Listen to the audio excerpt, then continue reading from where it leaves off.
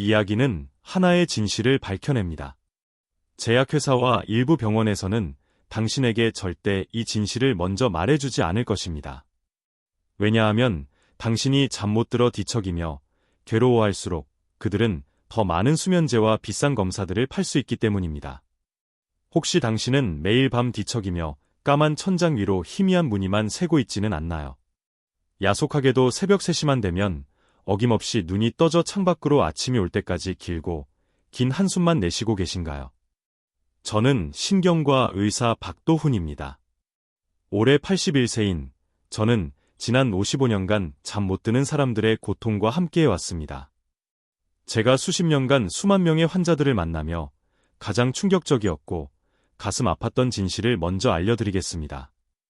연구 결과에 따르면 밤에 제대로 잠들지 못하는 사람들 중 무려 87%가 건강한 사람보다 뇌졸중 발병 위험이 2배 이상 높다는 것이 밝혀졌습니다. 더욱 충격적인 것은 이들 대부분이 그저 나이가 들어서 그러려니 하고 이 무서운 경고 신호를 애써 외면하며 방치하고 있다는 점입니다. 당신은 절대 어떤 경우에도 이것을 무시해서는 안 됩니다. 이것은 단순한 불편함이 아닙니다. 당신의 생명을 위협하는 소리 없는 비명입니다. 제가 왜 이렇게까지 단호하게 말씀드리는지 설명하기 위해 먼저 30년 넘게 제 가슴속에 응어리 저은 아픈 경험을 고백해야겠습니다. 당시 제 아버지는 78세이셨습니다. 평생을 성실하게 살아오신 아버지는 유독 밤잠이 없으셨습니다. 매일 밤 한두 시간마다 몸을 뒤척이며 내쉬는 작은 신음소리가 옆방에 누워있는 제게도 들려왔습니다. 가족들은 모두 저 역시도 아버님 연세 드시면 원래 다들 잠이 없어져요 라며 대수롭지 않게 여겼습니다. 수면의학을 전공한 아들이라는 제가 가장 가까운 가족이 보내는 절박한 신호를 그렇게 무심하게 외면했던 겁니다. 그로부터 6개월 뒤 그날은 유난히 추운 겨울날이었습니다. 아버지는 아침 식사를 하시다가 갑자기 쓰러지셨고 다시는 일어나지 못하셨습니다. 응급실에서 의사는 만성적인 수면 부족으로 인한 심혈관계 합병증이라는 진단을 내렸습니다.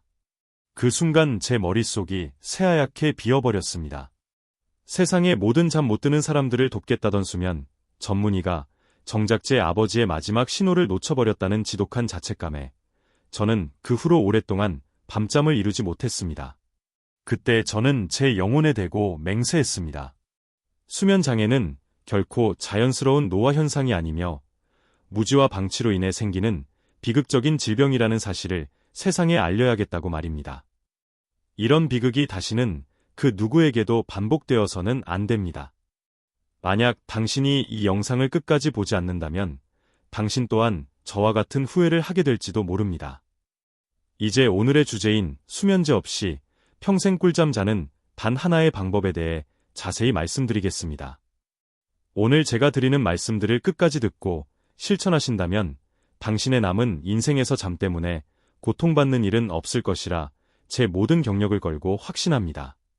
만약 이곳이 처음이시라면 구독과 좋아요를 눌러주세요. 첫 번째 열쇠는 바로 당신의 몸과 뇌의 수면 스위치를 제대로 끄는 방법을 배우는 것입니다. 그 스위치의 핵심은 바로 온도와 빛입니다. 대부분의 사람들이 정말 모르고 있는 놀라운 사실이 있습니다. 우리 몸의 중심부 온도, 즉 심부 체온이 단 1도만 떨어져도 뇌는 거부할 수 없는 깊은 잠의 세계로 빠져들게 설계되어 있다는 것입니다. 많은 분들이 겨울철에 따뜻한 아랫목에서 지지듯이 자야 잠이 잘 온다고 생각하시는데 이것은 수면에 관한 가장 큰 오해 중 하나입니다. 그것은 진정한 잠이 아니라 일시적인 혼절에 가깝습니다. 과학적인 진실은 정반대입니다. 우리 뇌가 가장 좋아하는 침실 온도는 섭씨 16도에서 18도 사이의 서늘한 환경입니다. 이것은 저의 개인적인 추측이 아닙니다. 세계 최고의 의학자들이 모인 하버드 의과대학에서 무려 3만 명을 대상으로 15년간 추적 조사한 결과입니다.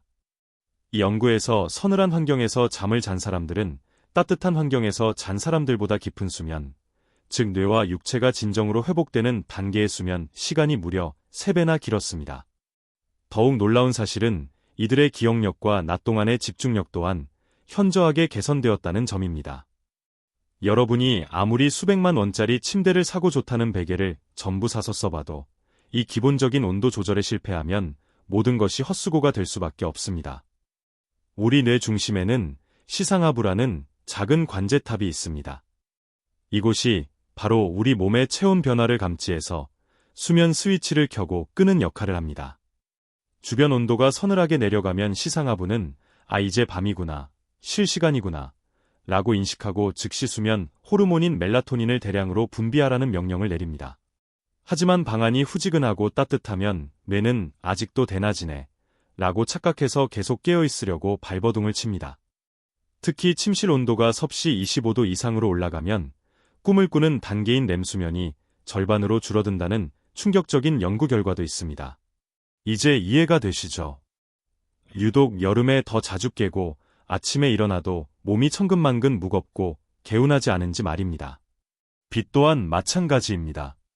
아침에 눈을 뜨자마자 햇빛을 쬐면 그 빛이 우리 눈을 통해 뇌의 송과선이라는 부위를 자극합니다. 그러면 뇌는 기상시간이다 라는 신호를 받고 정확히 그로부터 14시간에서 16시간 뒤에 멜라토닌을 분비하도록 타이머를 맞춰 놓습니다. 아침 7시에 햇빛을 받으면 밤 9시나 10시쯤 되면 자연스럽게 졸음이 쏟아지는 이유가 바로 여기에 있습니다. 반대로 밤늦게까지 스마트폰이나 텔레비전에서 나오는 인공적인 푸른빛, 즉 블루라이트에 노출되면 어떻게 될까요? 우리 뇌는 대낮의 태양광으로 착각하고 멜라토닌 분비를 즉시 중단시켜버립니다. 잠들기 직전까지 스스로에게 아직 자면 안 돼 라고 최면을 거는 것과 같은 어리석은 행동입니다. 이 온도와 빛의 비밀만 제대로 이해하고 조절하셔도 여러분의 수면 문제는 절반 이상 해결될 수 있습니다. 두 번째 열쇠는 당신의 뇌 속에서 밤마다 휘몰아치는 감정의 폭풍을 잠재우는 것입니다. 그 폭풍의 주범은 바로 코르티솔이라는 스트레스 호르몬입니다. 코르티솔은 원래 나쁜 호르몬이 아닙니다. 아침 6시에서 8시 사이에 가장 많이 분비되어 우리를 잠에서 깨우고 하루를 시작할 에너지를 주는 고마운 존재입니다. 그런데 자녀 걱정, 건강 염려, 경제적인 불안감 같은 만성적인 스트레스에 시달리게 되면 이 호르몬의 분비 리듬이 완전히 망가져 버립니다. 밤이 되어도 수치가 떨어지지 않고 계속해서 분비되면서 뇌를 비상사태의 각성 상태로 만들어버리는 것이죠. 제가 지난 20년간 진료실에서 관찰한 바로는 60대 이상 불면증 환자분들 중 무려 70%가 이 문제를 겪고 있었습니다. 코르티솔이 밤에 과다 분비되면 우리 몸에서는 전쟁이라도 난 것 같은 반응이 일어납니다. 혈압이 치솟고 혈당이 급상승합니다. 심장이 미친 듯이 뛰고 온몸의 근육이 딱딱하게 긴장됩니다. 이런 상태에서는 그 누구도 잠들 수 없습니다.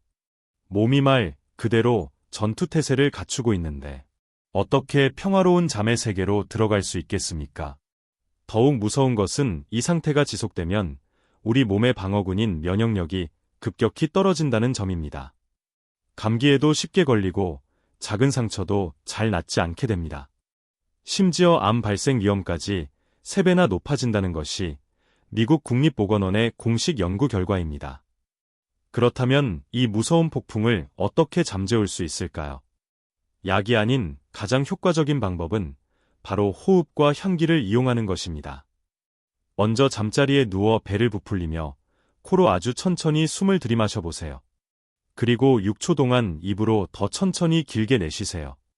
이것을 단 10번만 반복해도 우리 몸의 교감신경 스위치가 꺼지고 부교감신경 스위치가 켜지면서 코르티솔 수치가 현저하게 떨어집니다. 몸이 비로소 휴식 모드로 전환되는 것이죠. 여기에 향기의 마법을 더해 보십시오. 아로마 테라피가 단순히 좋은 냄새를 맡는 것이라고 생각하시면 아주 큰 오산입니다. 향기 분자는 다른 어떤 감각 정보보다도 빠르게 코를 통해 뇌 가장 깊숙한 곳, 감정과 기억을 조절하는 변형계라는 중추에 0.3초 만에 직접 도달합니다. 특정 향기를 맡는 순간 갑자기 어린 시절의 기억이 떠오르거나 마음이 편안해지는 이유가 바로 이 때문입니다. 특히 라벤더 향의 주성분인 리날룰은 우리 뇌파를 안정적인 알파 상태로 바꾸고 코르티솔 수치를 23%나 감소시킨다는 것이 과학적으로 증명되었습니다. 캐모마일 속의 아피게닌 성분은 병원에서 처방하는 항불안제가 작용하는 뇌 수용체와 직접 결합하여 자연스러운 진정 효과를 나타냅니다. 베개에 라벤더 오일 한두 방울을 떨어뜨리는 작은 습관, 캐모마일차 한 잔을 마시는 여유가 당신의 뇌속 폭풍을 잠재우는 가장 안전하고도 강력한 처방전이 될 수 있습니다. 세 번째 열쇠는 잠을 부르는 영양소로 당신의 몸을 채우는 음식의 연금술입니다. 우리 몸은 매일 밤 트립토판이라는 아미노산을 원료로 하여 세로토닌이라는 행복 호르몬을 만들고, 세로토닌을 다시 멜라토닌이라는 수면 호르몬으로 변환시키는 놀라운 생산 공장을 가동합니다. 즉 자연산 수면제를 만드는 공장이 바로 여러분의 식탁 위에 있다는 뜻입니다. 우유에 트립토판이 많다는 것은 많은 분들이 알고 계실 겁니다. 하지만 여기서 핵심적인 비밀이 하나 있습니다. 트립토판이 뇌로 들어가려면 혈내 장벽이라는 아주 까다로운 관문을 통과해야 하는데, 이때 다른 아미노산들과 치열한 경쟁을 벌여야 합니다. 이 경쟁에서 트립토판이 이기게 해주는 특급 도우미가 바로 탄수화물입니다. 빵이나 꿀 같은 탄수화물을 함께 섭취하면 우리 몸에서 인슐린이 분비됩니다. 그러면 인슐린은 트립토판의 경쟁자들인 다른 아미노산들을 모두 근육세포로 보내버리고 트립토판만이 홀가분하게 혈내 장벽을 통과하여 뇌로 들어갈 수 있는 VIP 통로를 열어줍니다. 우리 어머님들이 잠올 때 주시던 따뜻한 우유에 꿀 한 스푼, 이것이야말로 위대한 뇌과학의 원리를 정확히 활용한 생활의 지혜였던 것입니다. 바나나 또한 훌륭한 수면 음식입니다. 트립토판은 물론 근육의 긴장을 풀어주는 마그네슘과 칼륨이 풍부하고, 트립토판이 세로토닌으로 전환되는 과정을 직접적으로 돕는 비타민 B6까지 들어있기 때문입니다. 아몬드나 호두 같은 견과류에는 트립토판뿐만 아니라 멜라토닌 호르몬 자체가 직접 들어있습니다. 말 그대로 먹는 수면제라고 해도 과언이 아닙니다. 특히 신맛이 나는 타트체리에는 천연 멜라토닌이 다량 함유되어 있어 이 주스를 2주간 마신 사람들의 수면 시간이 평균 85분이나 늘어났다는 놀라운 연구 결과도 있습니다.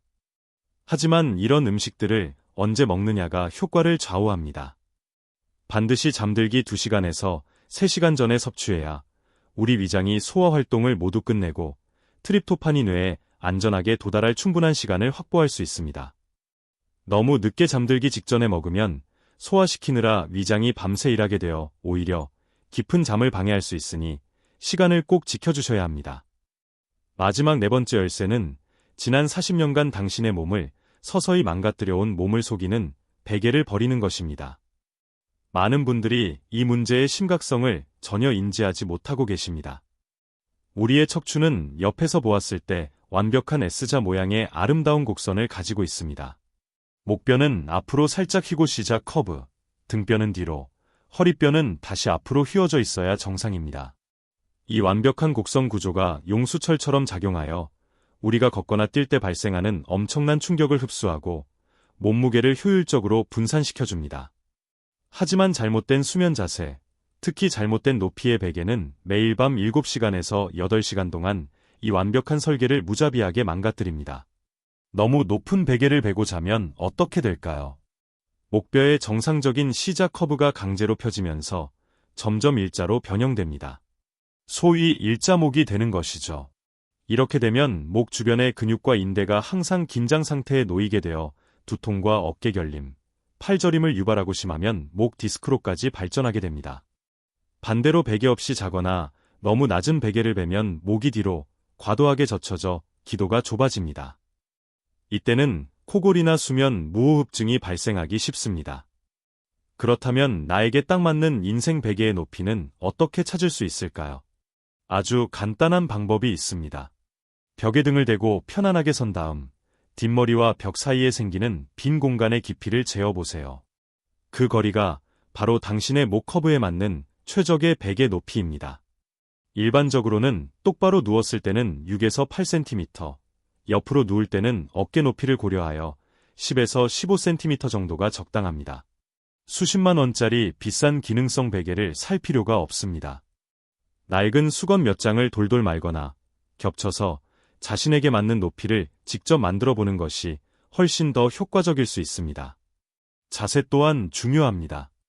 엎드려 자는 것은 척추의 가장 최악의 자세이며 팔을 머리 위로 올리고 자는 만세 자세 역시 어깨 신경을 압박하므로 반드시 피해야 합니다. 가장 좋은 자세는 똑바로 누워 무릎 아래에 작은 쿠션을 받쳐 허리의 부담을 줄여주는 것입니다. 이 작은 변화만으로도 당신은 수십 년 묵은 통증에서 해방되고 아침에 맞이하는 공기가 완전히 다르게 느껴지는 기적을 경험하게 될 것입니다. 이제 이 모든 방법들을 어떻게 통합적으로 적용해야 하는지 실제 사례를 통해 보여드리겠습니다. 부산에 사시는 79세 윤호성 할아버지는 정말 심각한 상태로 저를 찾아오셨습니다. 3년간 매일 밤 2시간도 채 못 주무시고 낮에는 시도 때도 없이 쏟아지는 졸음 때문에 일상생활이 거의 불가능하셨죠. 혈압약과 당뇨약에 더해 수면제까지 복용하고 계셨지만 전혀 효과가 없었고 삶에 대한 의욕마저 잃어가고 계셨습니다. 저는 할아버지께 4가지 열쇠를 동시에 적용하시라고 말씀드렸습니다. 먼저 침실 온도를 17도로, 습도를 55%로 맞추고 베개 높이를 기존 12cm에서 7cm로 낮추셨습니다. 잠들기 2시간 전부터는 모든 전자기기를 끄고 대신 라벤더 향을 맡으며 따뜻한 우유 한 잔과 바나나 반 개를 드셨습니다. 그리고 침대에 누워서 톡식 호흡을 10번 반복하셨죠. 매일 아침 7시에는 베란다에서 햇빛을 쬐며 가벼운 스트레칭을 하셨습니다. 놀라운 기적은 그로부터 정확히 일주일 뒤에 시작되었습니다. 밤중에 깨는 횟수가 5번에서 1번으로 줄었고 3주 후에는 밤 10시만 되면 자연스럽게 잠이 들어 아침 6시까지 한 번도 깨지 않고 깊이 주무시게 되었습니다. 숙면을 취하자 몸이 스스로 회복을 시작했습니다. 혈압과 혈당 수치가 안정되면서 약물 용량을 절반으로 줄일 수 있었고 얼굴에는 혈색이 돌고 표정이 밝아졌습니다. 이것은 우연이 아닙니다. 이 모든 요소들이 각자의 자리에서 시너지를 발휘하며 할아버지의 무너진 수면 리듬을 완벽하게 복원시킨 것입니다. 여러분도 할 수 있습니다. 오늘 밤 이 모든 것을 한 번에 다 하려고 부담 갖지 마시고 딱 한 가지만이라도 시작해보세요. 침실 온도를 17도로 맞춰보는 것. 그것 하나만으로도 당신의 뇌는 고요한 밤을 맞이할 준비를 시작할 것입니다. 나이 때문이라고 어쩔 수 없다고 더 이상 체념하지 마십시오. 잠은 우리가 우리 몸에게 줄 수 있는 가장 완벽하고도 강력한 치유의 선물입니다. 오늘 당신의 평온한 밤을 위해 어떤 한 가지를 바꿔보시겠습니까? 인내심을 갖고 꾸준히 실천하신다면 당신은 분명 새로운 세상을 경험하게 될 겁니다.